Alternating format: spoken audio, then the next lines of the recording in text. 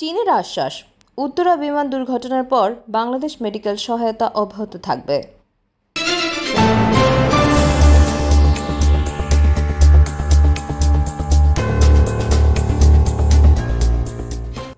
Welcome to CB news.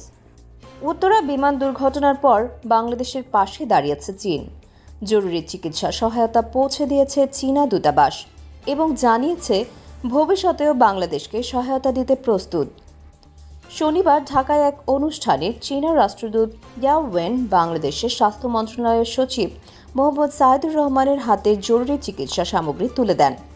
অনুষ্ঠানে আরও উপস্থিত ছিলেন স্বাস্থ্য অধিদপ্তরের মহাপরিচালক অধ্যাপক ডক্টর মোহাম্মদ আবু জাফর এবং বার্ন ও প্লাস্টিক সার্জারি ইনস্টিটিউটের পরিচালক Mohammad Nasir Uddin.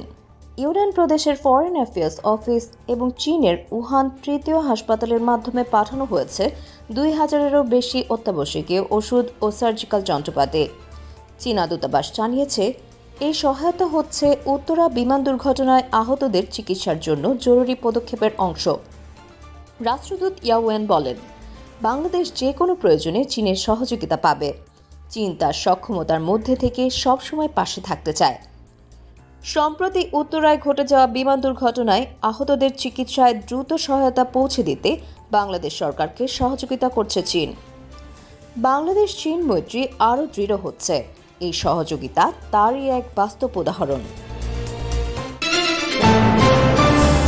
Subscribe now for daily news and updates.